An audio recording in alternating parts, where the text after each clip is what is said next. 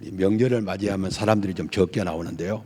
오늘 또 다른 때 비하면 좀 적지만 저는 사람이 적게 나올 때 더 힘이 나요.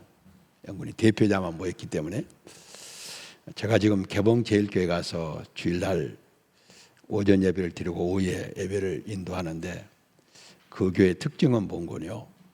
예수 잘 믿다가 쉬는 사람들 가운데 나이가 50세 이상 넘은 사람들을 주로 불러다가 예배를 드리기 때문에 명절이 되니까 지난주에는 한 반 정도로 빠졌어요.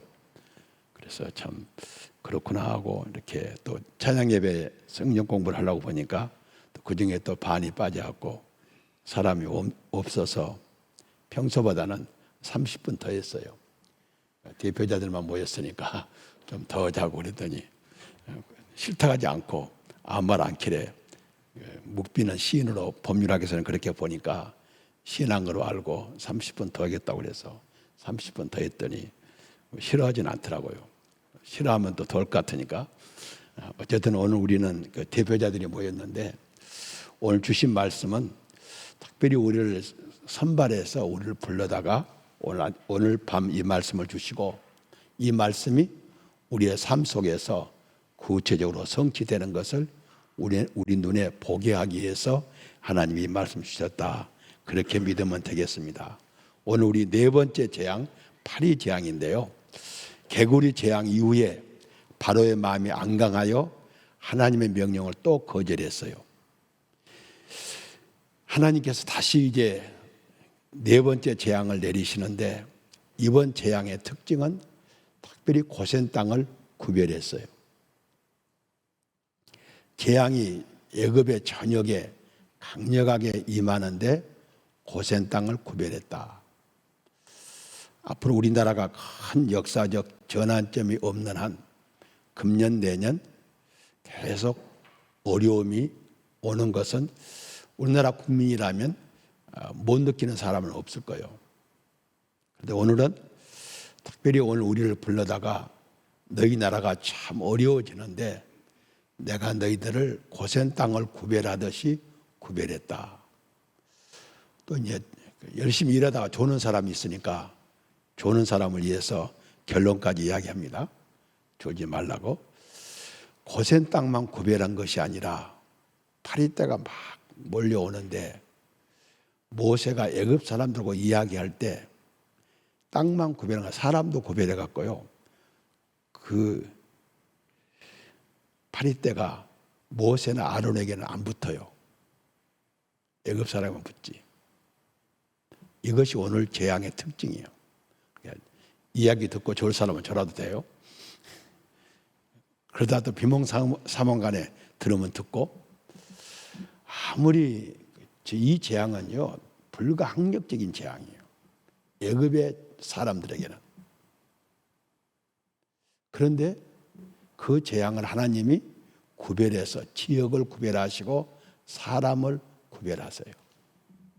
오늘 우리에게 어떠한 어려움이 닥친다 할지라도 하나님이 우리가 사는 지역 1270번지는 몰라도 1271번지 저 건너편 마당에다 차를 세우는 사람은 몰라도 일단 여기 들어온 사람은 구별된 사람이에요. 하나님이 지역도 구별하시고 사람도 구별하셔서 재앙을 명쾌하신다 하는 역사적 사실을 우리에게 보여주시고 재앙의 목적을 우리가 총론적으로 이야기 드렸는데 애굽인이든 이스라엘 사람들이든 하나님을 배우는 거예요. 아, 하나님이 이러신 분이구나. 하나님을 배우는 거니까 오늘 또 우리는 이 네 번째 파리 재앙을 통해서 애굽 사람들도 파리 재앙을 받으면서 배우고 또 이스라엘 사람들은 파리 재앙에서 벗어나서 하나님을 배워요. 오늘 우리는 어떠한 이 역사 속에서 하나님의 역사를 배우는 시간이 되면 선교 초기에 비하면 우리가 아무리 어렵다고 해도 여기 계신 분들만 딱 새롭게 무장을 하면 이 나라는 또 다시 새롭게 출발할 수 있는 출발점이 될 수 있어요. 이렇게 삼으시려고 오늘 이 시간 불러주셨다. 그렇게 믿음으로 받아들이면서 중심 사상으로 들어갑니다. 하나님은 네 번째 재앙에서 이스라엘 백성의 주거지인 고센 땅을 제외시켰다. 이 방금 우리가 말씀드린 대로 하나님은 시간과 공간을 초월하신 분입니다. 시간과 공간을 동시에 지배하시는 분이요. 우리는 시간의 제한을 받고 공간의 제한을 받는다. 우리에게는 시간의 제한을 받으니까 과거가 있고 미래가 있고 현재가 있는데, 하나님은 시간을 제한을 받지 아니하시니까 과거도 없고 미래도 없고 영원한 현재만 갖고 계신다. 이것이 이해가 되면 우리가 이미 몸이 변화돼서 천국 생활에 적합한 몸으로 변화된 사람이고, 아직 이해가 안 되지만 믿음으로 받아들이는 것은 이 땅의 지구상에서 살면서 받아들인 거예요. 하나님은 과거도 미래도 없고 영원한 현재만 갖고 계시기에 하나님은 시간 제한을 받지 않는다. 그러기에 계속 전 세대를 함께 보실 수 있는 그런 눈을 갖고 계신다. 공간의 제한을 받지 않기 때문에 하나님은 우주 어디든지 편만하신 분이고 안 계신 데가 없다. 그런데 단 하나님의 보호자가 없는 것은 아니다. 공간의 제한을 안 받는다고 해서 하나님의 보호자가 없는 건 아니고, 하나님의 보호자가 있지만 하나님은 어디나 계신 분이다. 이것도 우리가 천국 생활에 적합한 몸을 입기 전에 육신의 몸을 입고 있는 동안에는 믿음으로만 받아들이지, 이런 것이라고 무릎을 칠 정도는 아직 우리가 아니다. 그런 면에서 하나님께서는 이제 재앙을 구별해 주신다. 대한민국에 어떠한 어려움이 온다 할지라도 여러분의 가정을 구별하시고, 여러분의 사업장을 구별하시고, 여러분의 직장을 구별하시고, 그 직장 안에서도 여러분을 구별해서 여러분을 중심으로 역사를 전면 재배치하시는 역사를 우리가 보게 된다. 넘어가서 두 번째입니다. 하나님의 명령을 분명히 알고도 타협하려는 자세는 반드시 재앙, 징벌을 받게 된다. 하나님은 분명히 두 가지를 명령해서 내 백성을 보내라. 보내라는 것과 그들은 내 백성은 내 장자여 나를 제사 드릴 백성이다. 제사장의 나라다. 이것을 명령했는데 가지 말고 여기서 드리라는 거예요. 보내라는데 보내지 않고 애굽 영토 안에서. 그래도 아니라니까 가까이 가라. 계속 자기 영향력 안에 두고 하나님을 섬기는데도 하나님이 말씀하신 대로 섬기는 것이 아니라 서로 우리 좋을 대로 섬기자. 예배도 하나님이 원하시는 대로 드리지 않고 우리가 좋은 대로, 다 좋은 대로, 애들도 좋고 청년도 좋고 노인도 좋고 그런 방법을 선택해갖고 우리가 좋은 대로 드리자. 이건 절충은 하나님이 원치 않아요. 예배만큼은, 제사만큼은 하나님이 원하시는 대로 해야지 바로가 절충해서는 안 된다. 절충하면 반드시 하나님의 징계가 있다는 원리를 보여주고, 이 일에 쓰임받는 사람들도 바로와 같이 반드시 하나님이 손을 보시는 것을 오늘 역사적으로 경험하고 있다. 세 번째입니다. 바로는 마음이 안강하여 계속 약속을 파기하나 하나님은 제 양이 찰 때까지 참으신다. 우리가 이 가정에서 참 하나님께서도 죄인들에게 참으신 것도 참, 심판도 절대적 주권을 갖고 하시지만 참으시는 거 절대적 주권을 갖고 참으세요. 한 재앙이 끝나고 나면 그 재앙이 계속되고 또 다른 재앙이 오는 것이 아니라 바로가 마음만 조금 바꾸면 그 재앙을 깨끗이 끝내주고 또 기회를 줬다 또 다른 재앙을 줘요.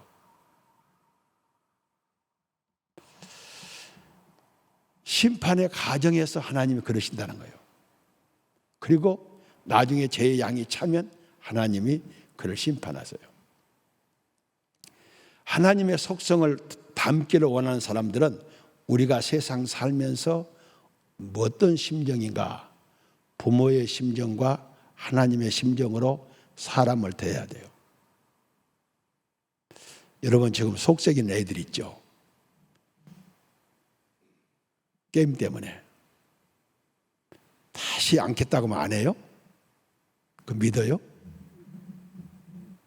않는다 해도 용서는 하지만 안 믿어. 그런데 당장 않겠다 하면 또 부모의 심정으로 용서해요. 그런데 이놈이 다시는 게임을 안 할 것이다, 그렇게 생각하고 용서하는 거 아니에요. 하나님의 재앙을 내리시면 싹싹 빌면, 어떤 우리 유명한 사람이 그랬잖아요. 싹싹 비는 것은 잘못을 하는 게 아니라 공격에 의해서 비는 것이다. 그런 말도 유명한 말이 최근에 나왔지만, 싹싹 빌면 너희 비는 것으로 보지 공격으로 안 봐, 하나님은. 그래서 하나님의 마음하고 부모의 마음하고 같고, 그 다음에 교인들 마음이나 교역자들 마음이나 스승이나 세상 사람의 마음은 그걸 안 해요. 용서를 끝까지 안 해. 네가 변화가 될 때까지, 변화의 모습을 최소한도 3년 이상 볼 때까지는 내가 너를 용서하면 내가 미친놈이지 하고 용서 안 해요. 하나님은 용서해요. 아합이 그렇게 나쁜 사람이에요. 북쪽 이스라엘에 나쁜 사람이 나오면 아합의 행위를 본받았다.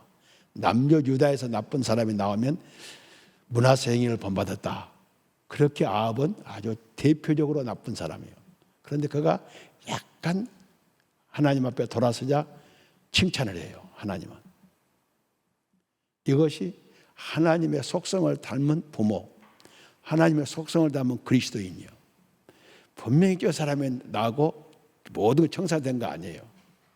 그런데도 웃어만 주면 고마워. 그리고 그 사람이 나를 보고 웃었다고 자랑할 수 있어야 돼요. 이것이 하나님의 속성이고 그래요. 10가지 재앙을 내리시면서 끝까지 재앙이 가는 게 아니라 재앙을 중간중간 끊었어요.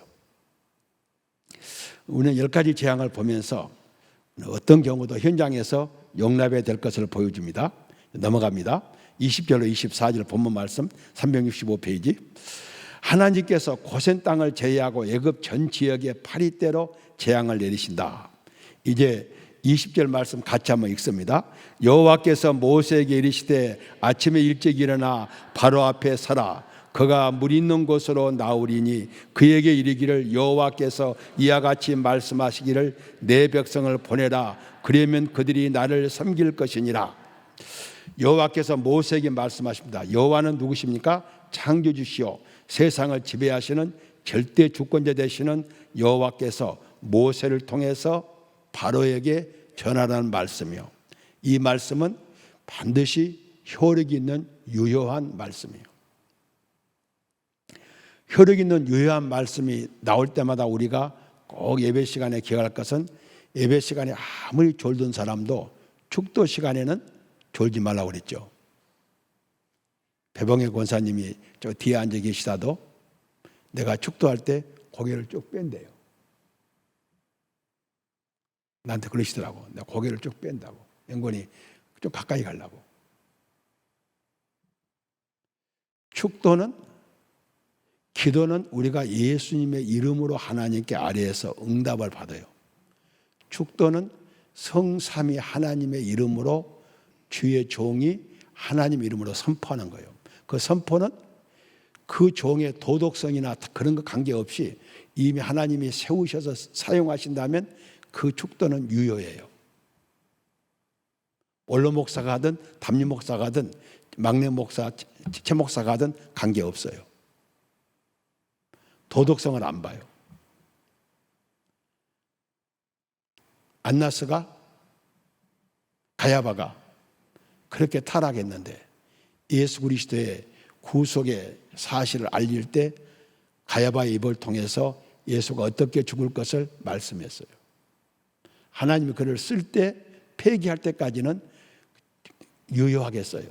그러니까 주의 종들이 축도할 때는 그것은 지나가는 이야기가 아니라 하나님의 유효한 선언이에요.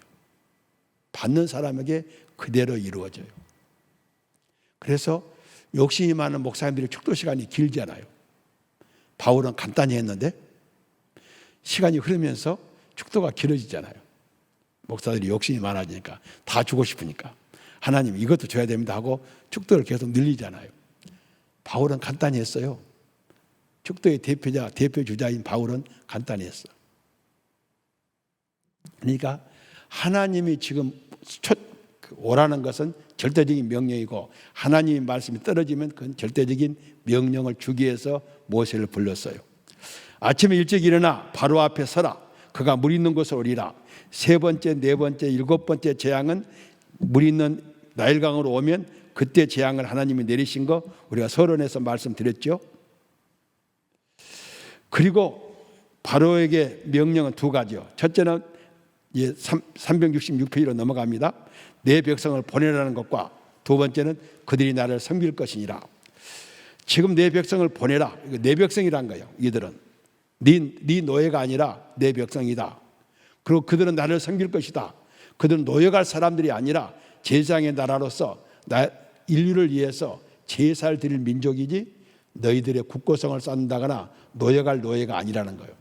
분명히 바로는 자기 소유로 이스라엘 백성을 알고 있는데 하나님은 네 소유가 아니라 내 소유요. 네가 그를 노역을 시킬 것이 아니라 그들의 사역은 제사를 드릴 백성이다. 모든 민족을 대표해서 이것을 바로에게 알려줘요. 바로는 우리가 계속 말씀드린 대로 자기가 그들을 노예 삼은 거 아니에요. 선왕으로부터 인계받은 노예예요. 내가 이들을 노예로 처음 부린 것이 아니에요. 그러니까 자기는 정당한 주장할 권리가 있다는 거예요. 그러나 하나님은 그거 아니다. 때가 됐으니까 내보내라는 거예요. 21절 제가 읽습니다. 내가 만일 내 백성을 보내지 아니하면 내가 너와 내 신하와 내 백성과 내 집들의 파리떼를 보내리니 애굽 사람의 집집에 파리떼가 가득할 것이며 그들이 사는 땅에 또 그러하리라. 처음 같으면 모르는데 네 번째 재앙이기 때문에 하나님이 말씀하시는 것은 유효한 선언인 것은 바로가 이제 몸에 체득했어요.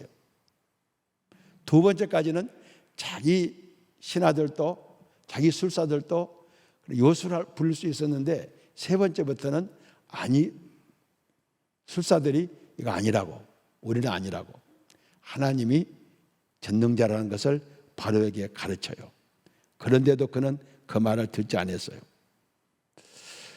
우리는 여기서 계속 재앙마다 느끼는 거 현대 우리에게 재앙이 올 때는 비교적 힘 있는 사람에게 재앙이 제일 늦게 가고 약한 사람들의 재앙이 빨리 가잖아요.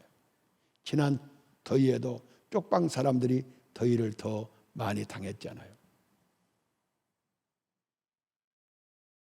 그런데 하나님이 자연재해가 아니라 하나님이 섭리 속에서 심판의 도구로 사용하시는, 물론 자연재해를 중에서도 심판의 도구로 사용하는 거 있지만 목적을 가지고 특수한 목적을 가지고 하나님이 심판하시는 재해는 제일 먼저 바로에게 시작돼요.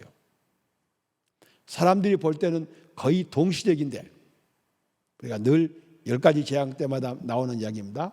사람이 볼 때는 동시적이요. 고린도서 15장에 예수님이 재림하실 때 호련히 재림해요. 호련히는 인간의 단위로 나눌 수 없는 시간 단위예요. 동시에 지구촌에서 동시에 봐요. 옛날에 지구가 둥근 줄만 알고 중계를 못할 때는 하나님이 어느 쪽으로 오실까 그렇게 생각했어요. 지금은 중계를 하니까 사람들 기술도 동시에 다 볼 수 있는데 하나님이 다 보시기 오신다. 그래서 중계한 후부터는 걱정을 안 해. 혹시 태평양으로 오실까? 지중해는 아니겠지, 좋겠지. 그렇게 생각들 했어요.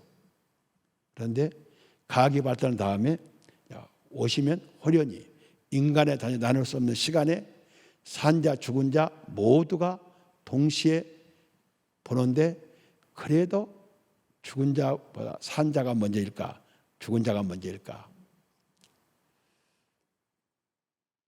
이런 하나님의 심판의 시간은 거의 동시적으로 애굽에 임하는데 그 동시 중에서도 가장 먼저 바로의 집과 바로의 고위 관료 신하들 그리고 백성들에게 임한다는 거예요. 이것이 세상 재앙과 달라요. 금년 여름에 이 더위의 재앙은 가장 서민들이, 가장 어려운 사람들이 가장 심하게 당했어요. 그런데 시골에 가보니까 더위도 추위도 피할 수 있는 마을 회관을 만들어 놓고 노인들 다 불러다가 편하게 모시는 것을 지난번 시골 가서 봐봤어요. 도시 쪽방촌에 사시는 분들이 훨씬 더 고생하시구나 그걸 느꼈어요. 파리떼를 보내는데 이 파리는 뭔 거요? 개파리인데 우리로 말하면 새파리와 같아요. 1.5cm 정도 되는데 이 파리가요, 제가 상상한 파리요. 어려서 소를 몰고 가라고 그래요. 우리 형은 소를 잘 몰고 가서 소를 잘 띠기는데 나는 소를 몰고 가다가 꼭 사고를 쳤어요. 그러니 소가 말 안 듣고 밭으로 들어가면 나는 못 끌고 오겠어.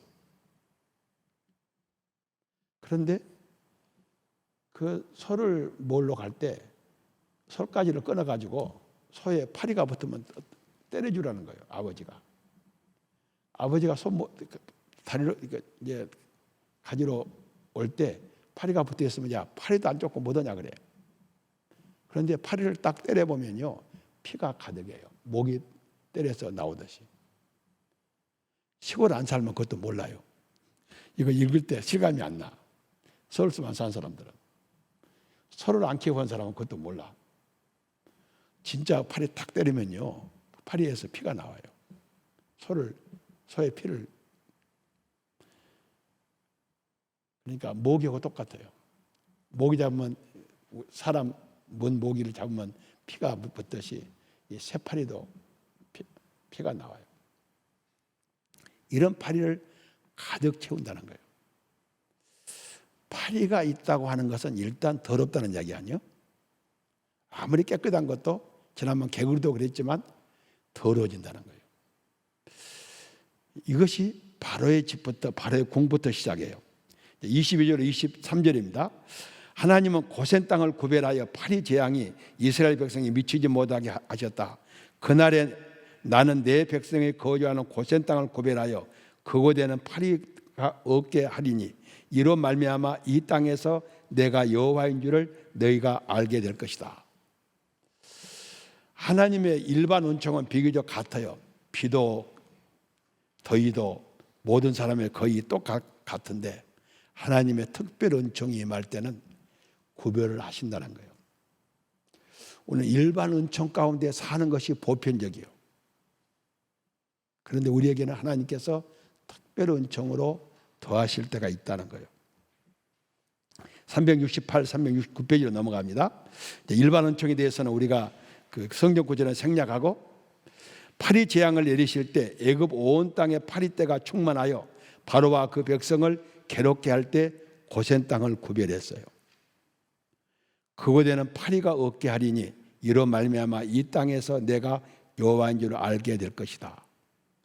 애굽을 파리떼로 심판할 때 고센 땅을 구별하셨다. 구별된 땅에는 파리떼가 발생하지 않았어요. 그렇기 때문에 우연이 아니라 하나님의 역사적 심판이에요. 이 파리 재앙은 우연한 자연재해가 아니라 하나님의 작정과 섭리 속에서 자로 재듯이 고센 땅에서 발생하지 않았어요. 뒤에 나오지만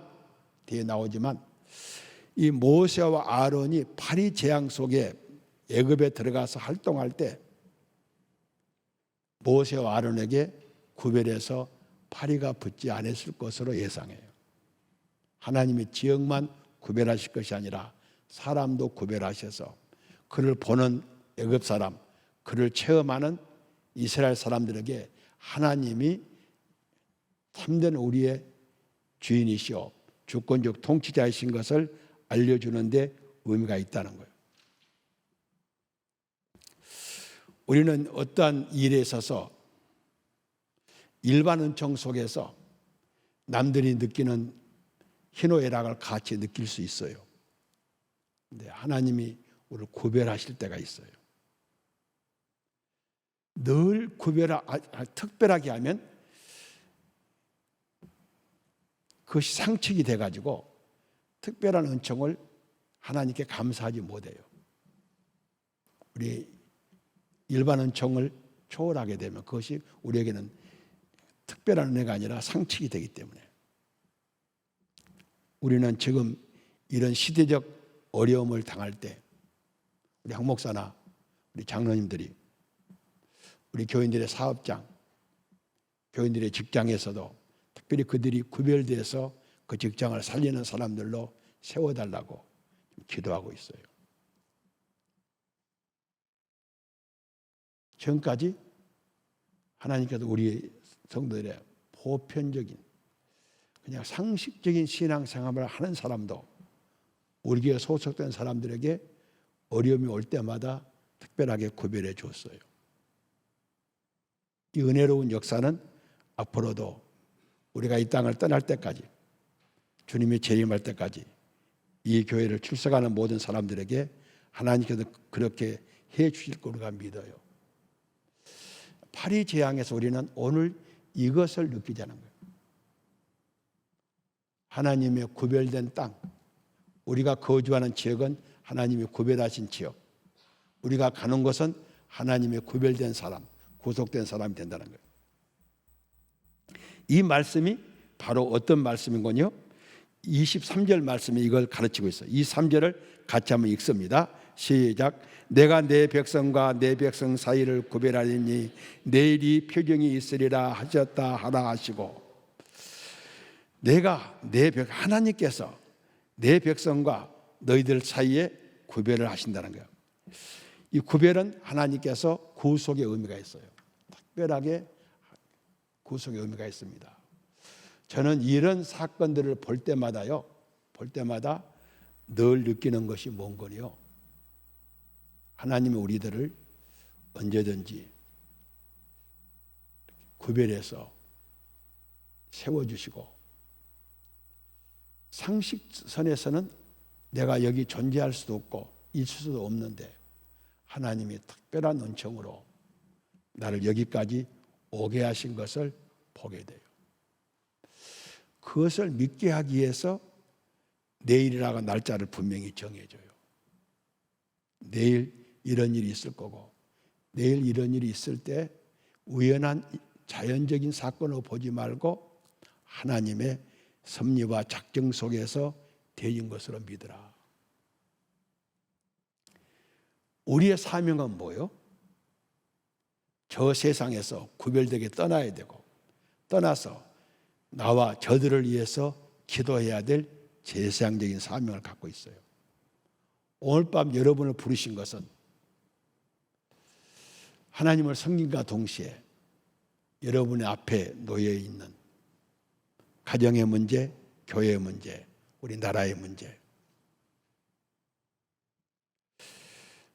우리가 지금처럼 우리나라 헌법이 시작되고 난 후로 역사를 법률학에서는 헌정사라고 그래요. 헌법이 우리나라 존재하면서부터 일어난 역사적 사건, 그 역사를 헌정사라고 말합니다. 우리나라 헌정사에 지금처럼 오리무중인죄가 없잖아요. 뭐가 맞는지 사람들이 헷갈리는 때가 지금처럼 헷갈리는 때가 없어요. 이때 하나님이 우리에게 기도를 부탁해요. 내가 너희들을 구별할 테니 구별된 너희들이 제사장의 나라가 되고 제사장이 왕 같은 제사장이 되라. 이것이 오늘 네 번째 재앙, 파리 재앙에서 나와 여러분에게 주시는 명령이에요.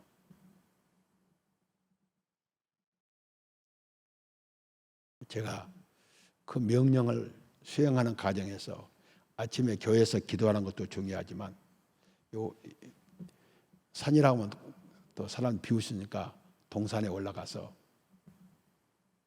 제가 축구장을 돌 때는 누구를 위해서 기도하니까 거기는 이름을 붙여요. 누구 길. 첫 바퀴 돌 때는 누구, 두 번째 바퀴 돌 때는 누구, 내려와서 어디까지는 누구. 그냥 바빠요. 걷는 것도. 그것이 우리의 제사장적인 사명이에요. 하나님은 기도하지 않고 우리에게 허락하지 않아요. 기도하지 않고 허락하면 우연으로 알고 또 자기의 능력으로 알고 하나님께 감사하지 않아요. 그래서 언제나 기도하게 하시고 기도 응답 형태로 주세요. 구별, 지역적인 구별, 사람의 구별. 오늘 고센 땅을 구별하신 하나님께서 여러분의 거주하는 땅을 구별하시고 여러분의 일하는 일터를 구별하시고 여러분을 구별해서 여러분을 그 현장에 제사장으로 삼으셨다. 주일날 예배 시간에는 예배를 집례하는 목사, 예배위원들은 제사장적인 사명을 수행해요. 그리고 성도들은 백성의 사명을 수행해요. 그런데 우리가 예배당을 벗어나서 식당에 내려가서부터는 우리 모두는 다시 왕같은 제사장이에요. 그때부터 가정의 문제, 사회의 문제, 국가의 문제, 인류의 문제를 짊어지고 기도하는 제사장으로 신분이 바뀌어요.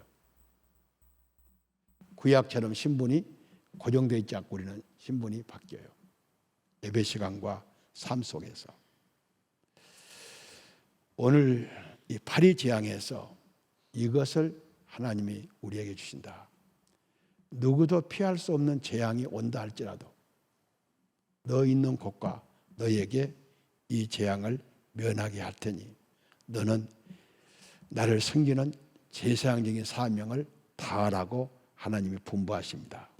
24절 말씀입니다. 여호와께 이같이 하시나 무수한 파리떼가 바로의 궁과 그 신하의 집과 애굽 온 땅에 이르니 파리로 말미암아 그 땅이 황폐해졌다. 하나님께서 말씀하신 대로 파리떼가 온 애굽 나라에 가득 차게 됐다는 거예요. 그리고 이걸로 인해서 황폐해졌다. 이들이 뭘 황폐하게 만들었을까도 그럴 수도 있어요. 앵군이 더러운 파리떼가 있게 되면 자연히 부패할 수밖에 없잖아요.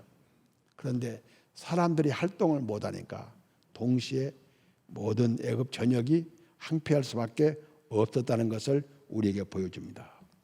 370페이지로 넘어가서 이제 교훈의 말씀 봅시다.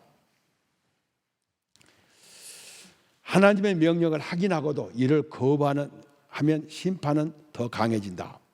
계속 강도가 더 심해지죠. 첫 번째부터 9번째, 10번째까지 하나님께서 파리재앙을 내리시면서 고센 땅을 구별하심으로 지금까지 모든 재앙은 자연재해가 아니요 하나님의 말씀을 거역하는 대가임을 분명하게 보여주셨어요. 고센 땅을 재앙에서 제외시키신 또 하나의 목적은 이스라엘 백성은 애굽의 노예가 아니요 하나님의 택하신 백성이므로 하나님께 제사하게 보내야 함을 거듭 가르쳐 주신 것이다. 하나님의 뜻이 긴가민가 할 때는 모르지만 확실하면 순종하라는 거예요. 제가 설교할 때 자주 그랬잖아요. 이것은 참고사항이라고. 내 생각이니까 참고하시고 이것은 하나님의 말씀이니까 여러분에게 자유재량 선택사항이 아니라 반드시 필수사항이다. 하나님의 말씀은 우리가 거부할 수 없어요. 그러나 목사가 해석할 때 참고할 수 있어요. 저는 교인들이 혼돈되지 않기 위해서 제 이야기를 할 때는 언제든지 참고사항이라고 꼭 순종 안 해도 되지만 참고하시라고 그랬어요. 하나님의 말씀이 분명할 때 우리는 꼭 지켜야 돼요. 두 번째 25절로 29절입니다. 바로의 거짓된 참회는 그 마음의 안하감을 표현한 것이다. 이제 25절 26절입니다. 너희는 애굽을 나가지 말고 이 땅에 하나님께서 제사드리라. 바로가 불러놓고 그래요. 바로가 모세와 아론을 불러 이르되 너희는 가서 이 땅에서 너희 하나님께 제사를 드리라. 이것이 앞에서 말씀드린 대로 바로가 처음 3일길을 가겠다는 것은 3일길을 간다는 것은 시내산까지 완전히 떠나서 하나님을 독자적으로 섬기겠다는 것을 이렇게 표현한 내용인데, 가기는 너희들이 제사는 드리기는 드리되 이 땅에 남아 있으라는 거예요.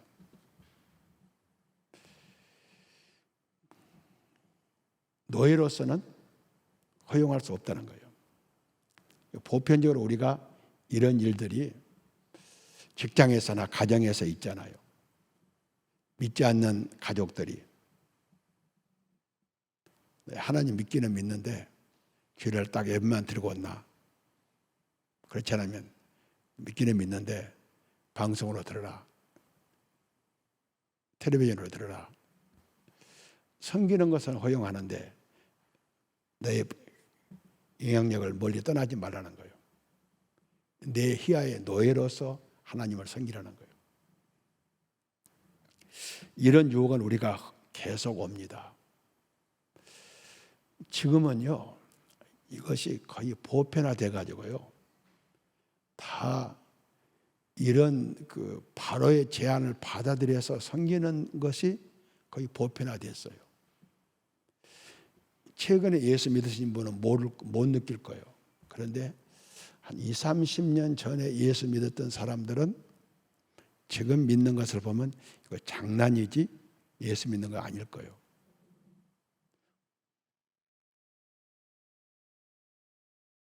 스스로도 내가 이렇게 신앙생활 해도 되는 것인지, 예배를 이렇게 드려도 되는 건지, 스스로도 어느 때는 정신이 돌아올 때는 깜짝 놀릴 때도 있을 거예요. 세상에서 요구하는 수준이에요. 하나님의 백성으로서, 제사장의 나라로서 아니라 애굽의 노예로서 제한된 범위 내에서 하나님을 섬기라. 얼마나 발전됐잖아요. 하나님을 섬긴다니까 노역을 더 심하게 주는 것에 비하면 발전돼서 다행이다, 바로왕 만세, 그런 사람도 있을 수 있어요. 우리 이 기회를 놓치지 말고 이렇게라도 하자, 그럴 수도 있어요. 그런데 26절은 그러지 않아요. 모세가 이르되 그래하면 부당하나이다. 우리도 부당함을 느껴야 돼요. 그런데 우리는 지금 못 느끼고 있죠. 우리가 우리 하나님 여호와께 제사를 드리는 것은 애굽 사람들이 싫어하는 바인즉, 우리가 만일 애굽 사람의 목전에서 제사를 드리면 그들이 그것을 미하여 우리를 돌로 치지 아니하리까. 그 이유가 뭐죠? 그것이 불가하면 이 애굽 사람들은 짐승을 신으로 섬겨요. 지난번 제가 인도 갔을 때 소들이 마음대로 돌아다니더라고요. 그런데 소를 잡아서 번제를 드린다면 인도에서 난리가 날 거 아니에요. 그러니까 우리가 이스라엘 사람들이, 애굽 사람들이 있는 데서 하나님이 명하신 제사는 드리면 안 된다는 거예요. 충돌이 되니까.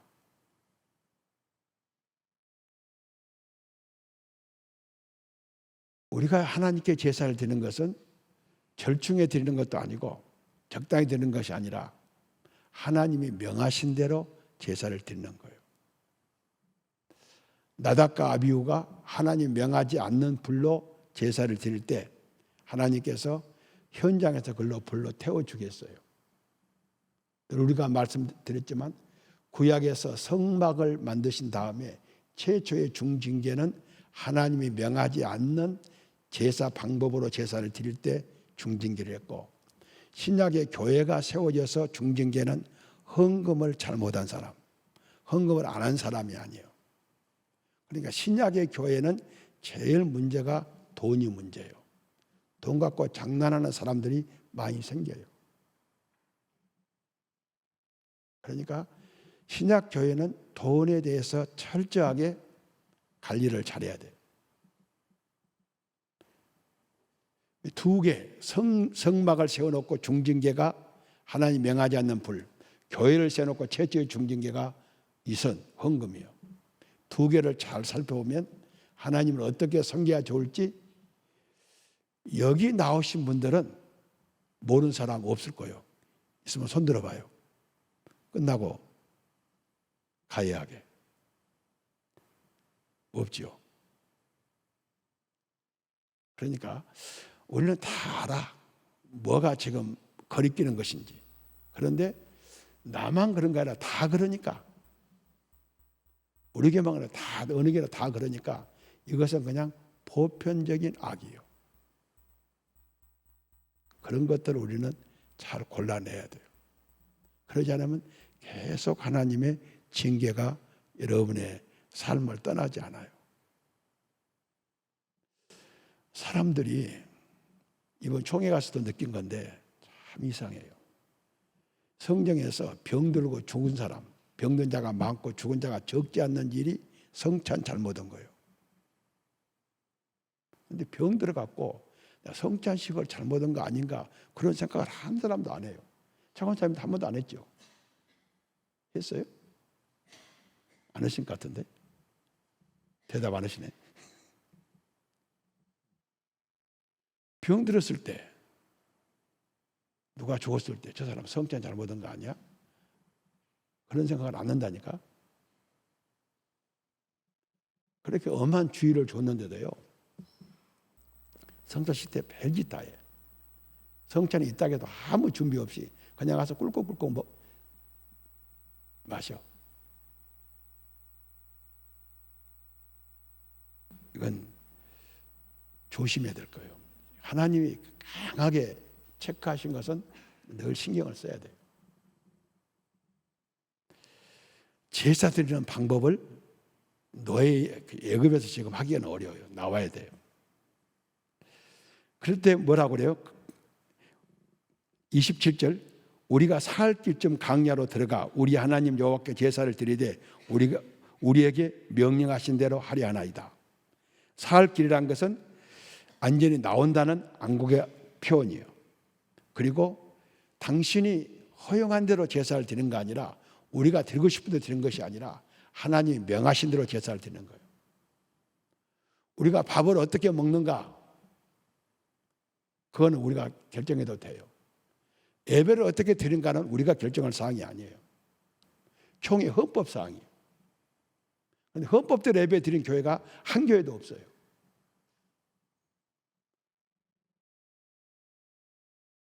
헌법대로 안 드려요. 헌법 고칠 때는 학자들이 시비 거니까 조심하는데 와서는 참 교회 오면 헌법에 예배 규정이 있다는 것 아는 사람들 별로 없어요.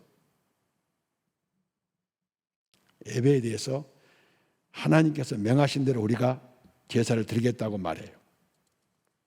바로가 이르되 내가 너희를 보내리니 너희가 너희 하나님 여호와께 강야에서 제사를 드릴 것이나 너무 멀리 가지는 말라. 그런즉 너희는 나를 위하여 간구하라. 멀리 가지 말라는 말은 무슨 말이요? 내 영향권 안에서 제사를 드리라는 거예요. 우리 장모님이요, 처음 교회를 나오실 때 그때는 부엌도 없었잖아요. 부엌에 따뜻한 물도 없었잖아요.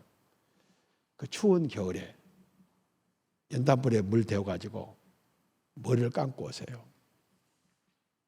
제사 드릴 때 옛날에 머리 감았으니까 내가 장모님, 어머니 교회 갈 때는 머리 안 감아도 돼요? 그 말을 못 얻었더라고.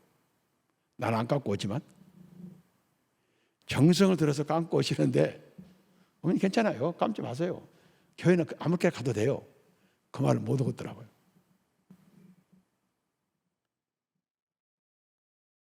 이분도 좀 지나면 이제 머리 안 감고 오시겠지. 속으로만 그랬지. 정말 우리는 우리 장모님께서는 옛날 제사 영향권 안에서 예배를 드리셨어요. 처음에는 예배를 드리되 이방 문화 영향권 안에서 세속 문화 영향권 안에서 예배를 드리라는 거예요. 굳이 그대로 고전적으로 드리지 말고. 이것이 바로의 생각으로 우리가 볼 수도 있어요. 이런 재앙을 하나님께서 고센 땅은 구별했어요. 376페이지입니다. 교훈입니다. 25, 29절 교훈. 이스라엘 백성에 대한 하나님의 뜻은 애굽을 떠나 가나안 땅에 하나님 나라를 건설이다. 그러나 사탄은 이스라엘 백성을 계속 제약의 땅에 영원히 머물게 한다. 아니면 만약 이스라엘 사람들이 제약의 땅을 떠난다 할지라도 다시 제약의 땅으로 돌아오게 하는 그런 것도 있어요. 우리는 여기서 분명히 확인하자. 하나님을 섬기는 일, 특별히 예배하는 일은 하나님께서 명하신 대로 행하여야 하며 인간의 편의에 따라 가감하거나 변질시키는 것은 어떤 경우에도 거부해야 된다. 앞으로 우리 강성교회에서 심판받을 사람, 누구도 모르는 사람이 있는데 처음에 우리 교회를 시작할 때 강수도 권사님하고 우리 집 식구하고 떡을 큰 다라에다 2개씩 3개씩 해가지고 자전거에다 싣고 다녔고 강 권사님 이거 지고 다녔어요. 주일날 오면 다 그거 먹었어. 그리고 영화부실에서 먹는 과자도 다 미리 토요일날 사놓고 그랬어요. 어떤 놈이 와가지고 주일날 밥을 먹기 시작해갖고 나도 지금 잘 먹잖아요.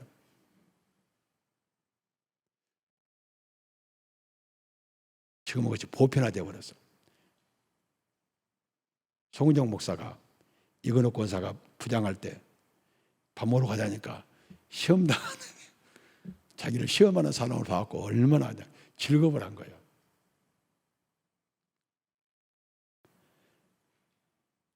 지금은 주일날 밥 먹는 거 나도 맛있게 먹는 나가서 지난번 나하고 김상호 목사하고 한 목사가 셋이 가서 밥 먹었는데 맛있게 우리 양심이 하나 가지고 없이 먹었잖아요.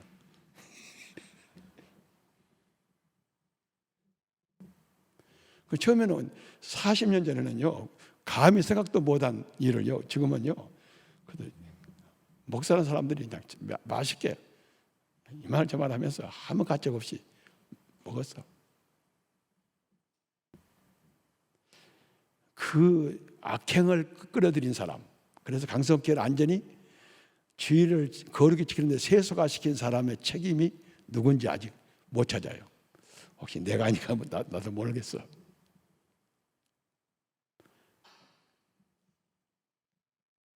그때는 떡 만드는 자료가 많았고 다 떡 싸고 왔어요. 그러니까 우리가 지금 보편화된 것 가운데서 제약된 것이 있다는 것을 우리가 아는데 그래도 조금씩 고쳐가는 것은 우리가 해야 될 일 중에 하나예요. 이건 죄로 보지 않는 그런 것들이 우리에게 있다는 것을 상기시키기 위해서 주일날 밥 먹는 거 이야기합니다. 목사들이 가서 셋이 맛있게 먹었는데 장로님들이 오직 먹겠어요? 여러분들은 더 맛있게 먹지?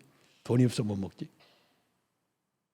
그러니까 이런 것들이 있다는 거예요. 우리 신앙생활에. 30절 32절 말씀입니다. 모세 약속을 충실하게 지켰으나 바로는 마음이 안 나가요 약속을 지키지 않았다. 모세가 어떻게 약속을 지켰어요? 모세가 바로를 떠나 나와서 여호와께 간구했어요. 377페이지입니다. 얼마나 간절히 간구했겠어요?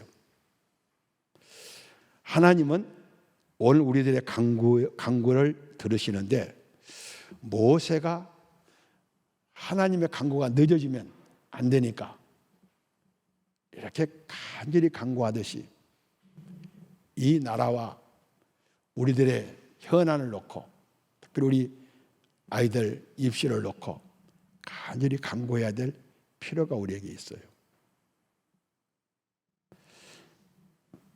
간구를 하나님이 들으세요. 31절 여호와께서 모세의 말대로 하시니 그 파리떼가 바로와 그 신하와 그 백성에게 하나도 남지 아니하였더라. 개구리 떼는 다 썩어서 그냥 그 다리에 죽었는데 하나님께서요 깨끗하게 다 치워줬어요.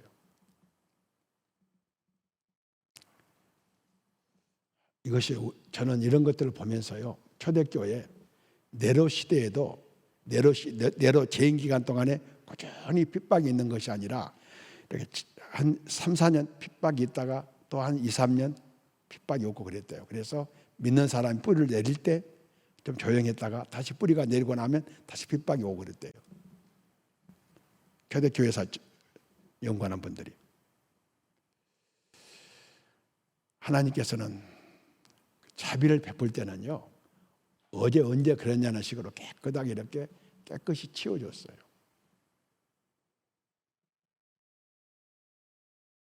그런데도 바로는 다시 마음이 안하게서 하나님의 말을 듣지 않았어요. 32절 378페이지입니다. 그러나 바로가 이때에도 마음이 안강하여 그 백성을 보내지 아니하였더라. 바로의 강교함과 사악함은 극에 달했다. 그의 삶은 악한 생각으로 겹쳐 있다. 그는 분명히 자신이 역사의 주관자가 아니요 하나님께서 자연계와 인간 역사를 주관하시는 줄 알게 되었어요. 이 정도는 분명히 알았습니다. 그리고 거기에 상하는 조치로 28절에 고백했어요. 내가 너희를 보내겠다. 하나님 여호와께 강야에서 제사하되 나를 위하여 간구하라. 그러나 하나님께서 그를 용서하시자 어때요? 그는 다시 마음이 안하게졌어요. 우리는 바로의 마음이 안하게진 데 대해서 우리는 잘 알고 있잖아요. 하나님의 은혜가 내게 적극적으로 임하지 아니하면 누구도 안하게 줄 수 있어요. 조직신학에서도 그것을 우리에게 말해줘요. 조직신학에서 우리가 칭의가 뭡니까? 칭의 이야기할 때 우리는 이걸 분명히 알죠. 칭의는 나의 의가, 예수님의 의가 내게 전가돼서 의인이 받을 축복을 내가 받게 되고, 제가 예수님에게 전가돼서 내가 받을 죄악을 주님이 대신 받으셨어요. 그런데 조건은 내 죄가 주님에게 전가됐다 할지라도 주님의 본성에 죄에 오염된 것이 아니라 주님이 우리의 죄에 대한 책임만 짊어지셨어요. 예수님의 의가 우리에게 와서 우리가 하나님의 자녀로 어렵다함을 입었어요. 그런데 아직 우리가 죽어서 하나님 나라 갈 때까지 우리 안에 죄악의 본성이 소멸된 것은 아니에요. 저 죄악의 본성이 남아있고 어렵다함을 칭함만 받은 거예요. 그래서 우리는 의인이 된 후에도 우리 안에 있는 죄의 본성이 다시 일어나서 언제 무슨 짓을 할 줄 모르는 것이 땅에 사는 우리들의 현실이에요. 우리 칭의를 생각할 때 우리 이것을 분명히 알아요. 내 죄가 주님에게 전가됐지만 주님이 죄에 오염 되신 것이 아니라, 주님의 본성에 오염된 것이 아니라 제 책만 짊어지신 거고, 주의 의가 내게 와서 내가 의인이 받을 축복을 받게 됐지만 내 본성이 아직 의로워진 것은 아니에요. 내가 의롭다함만 받은 거예요. 그와 같이 어떤 사람도 하나님의 은혜가 내게 임하지 아니하면 나에게 있는 죄악의 본성은 계속 사악한 짓을 할 수밖에 없는데, 성령께서 내 안에 계셔서 억제시키시고 은혜를 베푸셔서 나를 오늘 여기까지 오게 하시고 여러분을 여기까지 오게 하신 거예요. 이 은혜를 생각할 때 악한 사람들을 보고 저 천인공날 놈들, 죽어 마땅할 놈들, 그렇게 말할 사람이 없어요. 오 주여, 주의 은혜가 아니면 나는 본래 저 사람보다 더 성격이 안 좋은 사람인데 내가 오늘 이 일에 구별된 사람이 되게 하심을 감사합니다. 그럴 수 있잖아요. 그러니까 감사해요. 제가 어제 천안 캠퍼스를 갔어요. 백석문화대학 총장 취임식이 있는데 가보니까 부총장급, 처장급들이 다 내가 교수로 있을 때 신참 교수들이었는데 고참이 되고 그랬어요. 어떤 부총장이 나한테 그러더라고요. 목사님 강의 전담 교수로 계시다가 이사장으로 오셨습니다. 축하합니다 그러더라고요. 내가 그래서 아니고 그런데 웃더라고요. 그걸 웃었어요. 얼마나 하나님 감사해요. 하나님의 의가 아니면 우리가 어떻게 오늘 우리들의 이 상태를 유지할 수 있었겠어요? 우리의 성품을. 하나님의 은혜가 조금 떠나면 우리는 팩 돌아서지 않아요. 언제 저 사람이 저렇게 저 얼굴을 가졌는지 모를 정도로 얼굴색이 싹 변하잖아요. 주여, 바로의 강파감을, 바로의 안화감을 내게서 소멸시켜 주시고, 부족하지만 내게서 그리스도의 모습을 재현시켜 달라고. 사도 바울이 자기 몸에 예수의 흔적이 있었어요. 우리들의 성품 가운데 예수의 흔적이 있어야 구별된 하나님의 백성으로서 삶을 제대로 살 수 있습니다. 오늘 결론입니다. 교제의 결론보다는 고센 땅을 구별하셨다. 지역만 구별하신 것이 아니라 애굽 안에 있는 모세와 아론, 하나님을 하는 이들도 하나님이 파리때로부터 구별해 주셨다. 이 시대가 너무도 악해집니다. 사람들이 악해져요. 옛날 수준 같으면 고개를 못 들 일도 지금은 보편화됐어요. 하나님, 저를 당신의 품성으로 붙잡아 주시라고. 바로의 강팍함으로부터 벗어나게 해주시라고. 나를 이미 하나님의 사람으로 세우셨으니 나를 통해서 하나님 나라 의를 드러내고, 나를 만나는 사람마다 하나님의 음성을 듣고 하나님의 사랑을 느끼고 하나님의 사랑을 공급받게 해달라고. 못해서 한이지 나는 이렇게 살아야 되는지 억울하지는 않다. 그것이 오늘 결론입니다. 구별된 사람들이고, 우리가 못 살아서, 그렇게 못 살아서 바로처럼 미운 놈장 보복도 하고 말도 안 듣고 그러기보다는 하나님 뜻대로 못 살아서 아니지. 내가 오늘 억울한 거, 너한테 당한 것이 억울한 거 없다. 내가 너에게 하나님의 품성을 전해주지 못한 것이 못내 아쉽다. 그런 마음을 가졌을 때 하나님께서는 여기 계신 분들을 보시고 이 나라를 붙잡아 주시고 교회 제2도약의 일꾼으로 세워주셔서 멀지 않는 내일, 훗날에나 내일 우리가 하나님의 영광을 함께 보며 찬양하며 시대적 사명을 잘 감당하는 주의 몸된 교회로서 사역을 감당하시는 일에 주역이 되시는 우리 모두가 되시기를 주님의 이름으로 축복합니다. 기도하겠습니다.